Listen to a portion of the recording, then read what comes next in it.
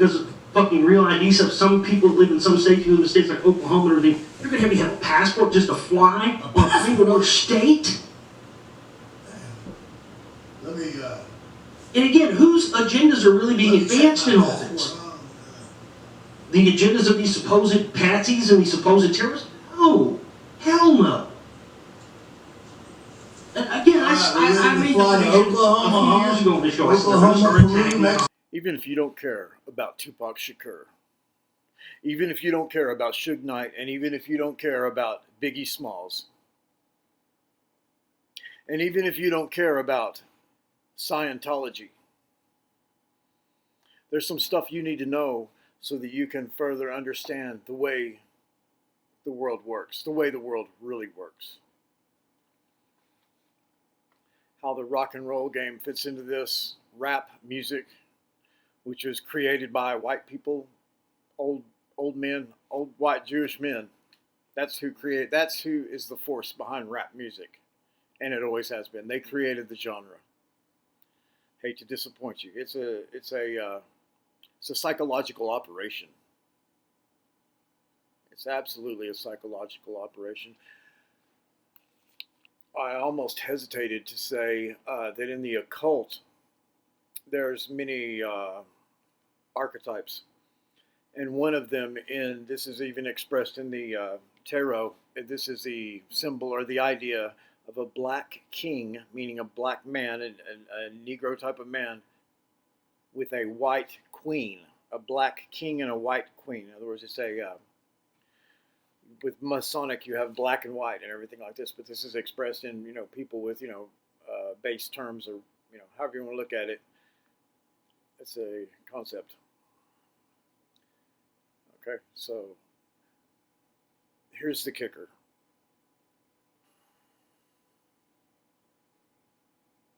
According to Suge Knight, 95% of all male rap stars are closet, I think what he calls closet homosexual, I guess.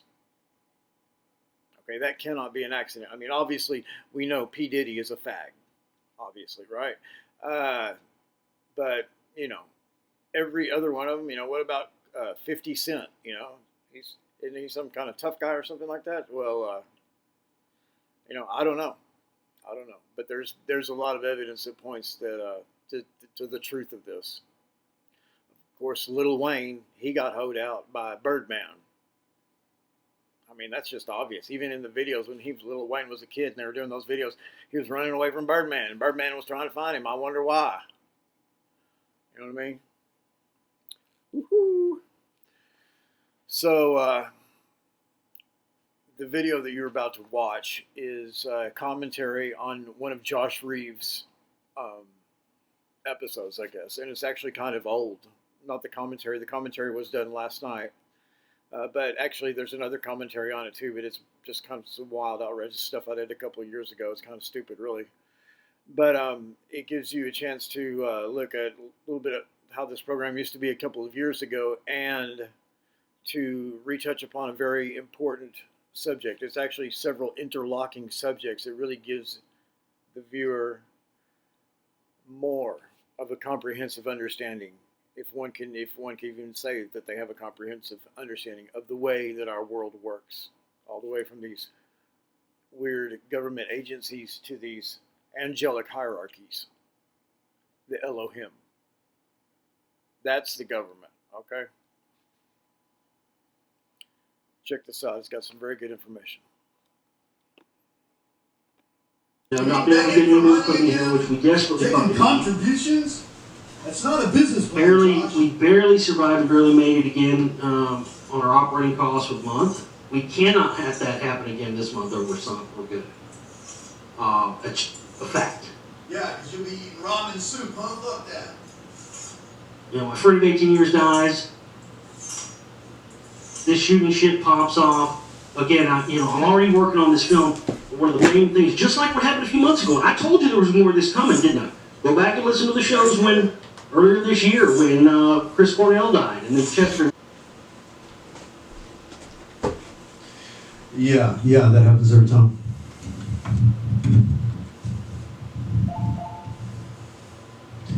That happens every time.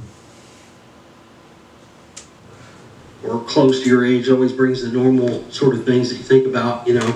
All right, this is a rebroadcast And of the Josh Reeves show. around that time, and of course the shows previous to that, I've been discussing the Tupac stuff. The Tupac stuff. The Tupac stuff. I've been most recently talking about the C.I.A. connections. What? And the Scientology connections with all that, of course, with what? Leo Ramini and Leo Ramini, talking King about of Queens. You mean the King of Queens? Scientology. What the fuck's you know, going on? Tupac. Jada Pinkett Jada at Pinkett. Tom Cruise's house. Jada Pinkett at Tom Cruise's Connecting her and house. Tupac and that whole thing.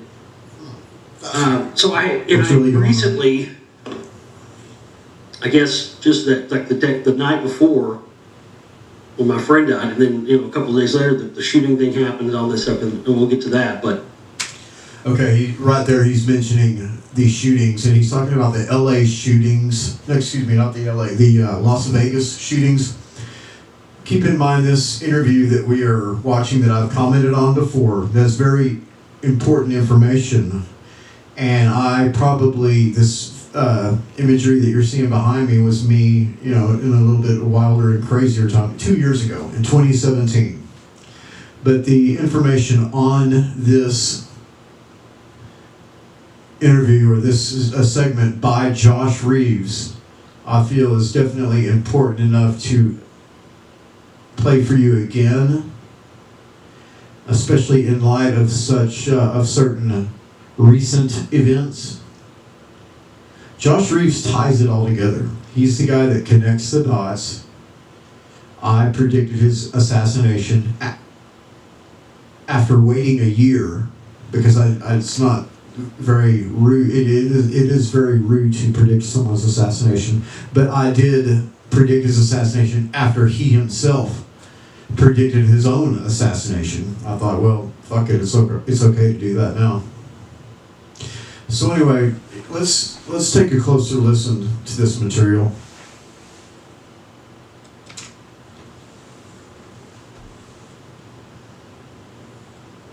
as I was looking into this Tupac stuff,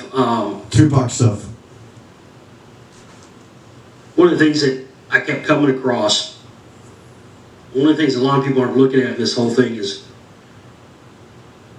the role of Interscope Records in all this. Interscope Records. I was curious because after Tupac's supposed death, his mother, Afeni Shakur, was the one that was in charge of his estate and his catalog and all this stuff. But she died a couple of years ago, so I was curious as to whose hands it was in now. They fucked off Tupac's and mom. I'm shocked to find out that it's now being handled by Tom Wally. Tom Wally? Tom Wally's one of the big guys at Interscope Records. How the fuck is it being handled by him, huh? Ted Fields. Ted Fields? And, of course, Jimmy Iovine. Jimmy Iovine? And after the supposed, alleged, we just don't know if he's dead or... a lot of stuff points to the fact that his whole entire death was definitely a staged, faked scenario. Tupac's death. There you go. Tupac's death is a staged, stay with me. This is all relevant. Scenario. Just hold on for the details. Just be patient. So after we have that, we have. Everybody's been trying to pin this stuff on Suge Knight. Look, I'm not going to sit here and tell you Suge Knight has been some angel, but I, like everybody else, have. There's been a massive campaign to pin all this stuff on Suge Knight since the beginning, and the fact of the matter is, he was one of the intended targets. They got intel and then, of course, set up this fake scenario. But Ted Fields and this guy Tom Wally, and then of course Jimmy Iovine. Okay, let me stop right there. Josh is fingering some people, pointing the finger, And these are executives, white men. You know, believe it or not, white men control the rap industry. You know, the musical genre that's like, you know, fight the power, you know, fight the man and all this stuff. Well, guess who is behind the rap movement? The man, you know, go figure. And in particular, Jimmy Iovine, the one of the executives at Interscope Records, and these other people that he's naming. And this is you know, shocking enough, this information, but the way Josh Reeves ties this in with a bunch of other stuff, it's get ready for a hell ride, because it's a lot to take in, all of the connections as Josh Reeves connects the dots. Jimmy Iovine. Somebody asked me not too long ago about Eazy-E, and I haven't really had time to talk about that. Here we go. Here's the story on Eazy-E right here. Easy. Excuse me, I've got an uneven floor here that causes my chair to roll sometimes. But there's a direct line between all that stuff. The NWA stuff. What? And then Death Row Records and Jimmy Iovine, Dr. Dre, Tupac, all this. There's a direct line with all this stuff. Direct line. And it's interesting because eventually, after Tupac supposedly died, they sent Suge Knight off to prison for his supposed involvement in the whole staged Orlando Anderson beatdown that happened at the MGM Grand. Oh. Just prior to the supposed killing of Tupac. And then you had Reggie White, the former, the corrupt cop from LAPD, and Suge's ex-wife were basically running death row. And then it got sold. There was like a deal with Interscope. It got sold for $400 million, with a large chunk of that going to Jimmy Iovine and Dr. Dre. Dr. Dre was one of the guys that set all this up. That was another thing that Suge talked about. Suge talked about how he said 95%, he said this on the Howard Stern show, 95% of all hip-hop rappers are all 95% of all hip-hop rappers are rich, mean, ugly. What are they? 95% of all male hip-hop artists are, I hope he doesn't say gay. Oh. all closet case homosexuals. 95% of That's all what the whole breakup with rappers, Dr. Dre and Death Row and all this happened all was because hip hop they used to artists have these are closet gay homosexuals, these meetings in according to what they Josh call the Reeves. Not that there's anything wrong with in the that. red room. It was like a room that was all carpet red. Not that Basically, there's anything wrong do with like that. these truth or consequences type Whew. things in there, where you had to, But wait, what about all these tough guys? Like Tupac and Eazy-E and all these, Lil Wayne and all this stuff. Certainly they're not closet homosexuals. Not that there's anything wrong with that. And we're broadcasting from Austin, Texas.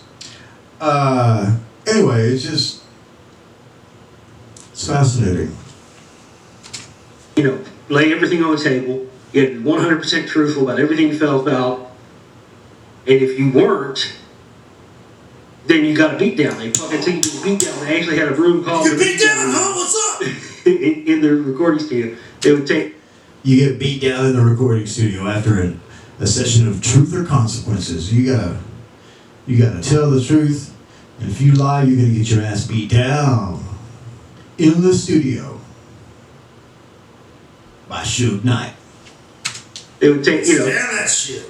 and so Kill a motherfucker. he's telling this story. And let me just interject here. Anybody that doesn't realize that P. Diddy, what he used to be called Puff Daddy, That dude's about as queer as a fucking $3 bill. Not that there's anything wrong with that. But there is the whole, the whole rap industry is controlled by older, whiter, gayer, richer, rich boy men. Fancy boys. Okay? Just to let you know, these are just the facts. That's just it right here. And Josh Reeves is going to be talking about Harvey Weinstein here in a moment. At the time that this interview was broadcast, of course, Jeffrey Epstein and his whole charade had not been. It may have been exposed, but he was still among us. He was still living among us, and he may be well today. I don't know that Jeffrey Epstein is dead. Do you? Story. Suge Knight told this story about Tupac, when they're having one of these sessions. He had to tell what was on his mind, and it was just the way he said it. It was like, Dre, use a faggot.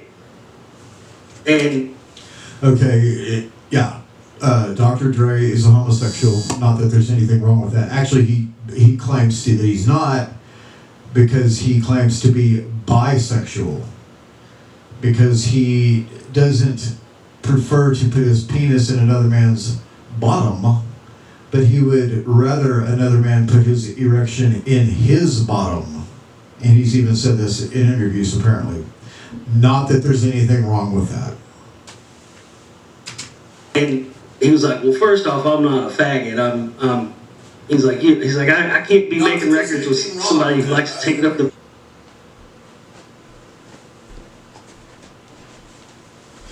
All right, hope y'all can hear me. We are going to be listening together to a Josh Reeves interview. It's a kind of an older one, and I think it has some very important information on it. And so let's take a listen. Interview, and you're going to have a commentary by yours truly, Ayin, the host of You Don't Know, huh? Because if there's one cosmic truth, the truth is you don't know. So don't act like you do, huh? Okay, ladies and gentlemen, welcome to the redo. That's what we're officially calling this episode. Today's date is Tuesday, October 17th, 2017. 2017. Yesterday, on Monday, October 16th, we had a show. I did... Monday, October 16th. I can't tell. It's hard to tell one story without telling the other one, and so it makes it even more difficult to know where to start. Yeah, there's a few stories here that are running together. I gotta tell you, man, I've talked about this before, about this happening. Josh was fucked with by the NSA on the first show. Yesterday was probably one of the worst ones because, I haven't been here for a couple of weeks. I've been on a hiatus. He's been on a hiatus because he's scared, huh? I've just been unable to even do a show or talk about any of this stuff until yesterday.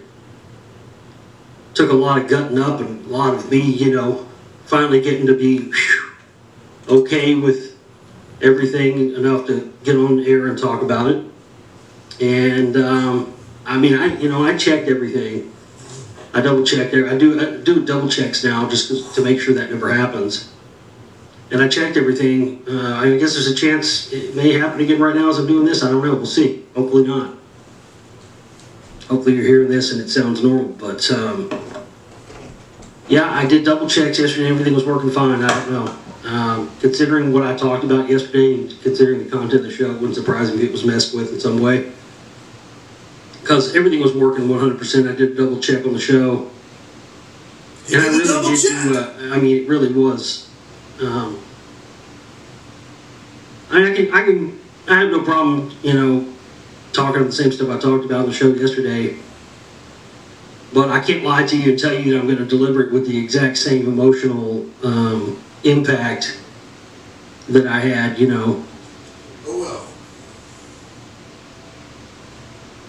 because I kind of really don't want to. It sucks. It really just sucks all around. Because I don't really want to talk about it again, because I kind of feel like once I talk about something, then I'm done with it. But I got to do this all over again, so it makes it even worse. Yeah, it's tough to know where to begin, but I'll do my best here.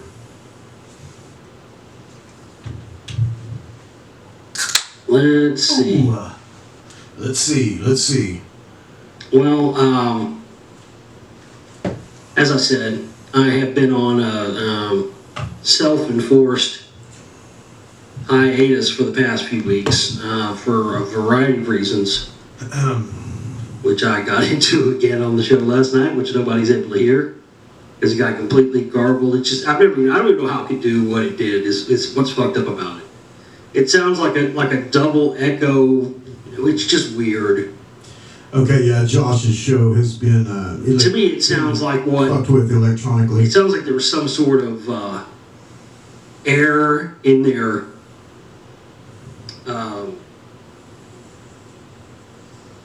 audio listening monitoring software. Whatever the NSA, NRO, these other alphabet boys use these days.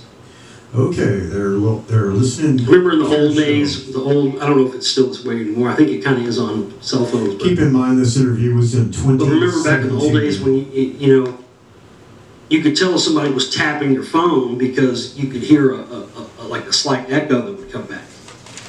Well, that's what that recording sounded like yesterday. It sounded like the echo coming back. What Like the it was. fuck? Oh shit, they're tapping my You ever phone. hear when somebody goes on a radio show or calls into a radio show, something like a live radio show, and they're listening to the show on the radio, and then they call in, and then you hear like the echo, you can hear the host voice echo, and they're like, "Turn your phone down, sir, turn your phone down." Kind of like that. That's kind of like what it sounded like, because there was like a slight delay to it, and it was doubled in. There weren't any errant effects or anything. There's no effects engaged in this whenever I record the show, so there isn't anything like that. But it really sucks because it's been a long way for me to get back just to be up here and doing another show again. So again, I'm going to do my best here to Do your best, Josh. Come on, man. go through all this tonight and do my best to Do your best to get your fucking self killed, huh? You better stop that shit. reiterate what I already talked about yesterday. I hate to see a young, talented man throw his life away. I can't stand that shit. I can't stand that Let's shit. go back first then. And Josh Reeves doesn't really like me, okay? Let's go back to the first of the month, a couple weeks ago, That's beside 1st of the point, October, end of September. This would have been the weekend. This was the week of the 10-year anniversary of the show. And it was also, that weekend was also that whole week also was our fundraising week to cover operating costs, and it was due on the 1st, which was Sunday. What's up? So yeah, during that time I was, trying to raise the funds to get everything covered. On that Friday, a friend of mine, who I knew for almost 20 years, 18 years, yeah, just shy of 20 years I knew that cat, died unexpectedly. He was like 37. I was really sad, he wasn't sick, he just, it's got a heart aneurysm or something, and then went into a medically induced coma and then never recovered, never came back out. And that always brings on, anytime you have somebody like that, especially somebody that young, or close to your age, always brings the normal sort of things that you think about, And around that time, and of course in the shows previous to that, I've been discussing the Tupac stuff. Tupac Shakur. And I've been most recently talking about the C.I.A. connections. What? And the Scientology connections with all that, of course, with Scientology, what? Leah Remini and Leah Remini? talking about. You mean the King of Queens? What? Always brings the normal sort of things that you think about, you know. And around that time, and of course in the shows previous to that, I've been just almost 20 years. Cat died unexpectedly. And I was really sad, you know. It was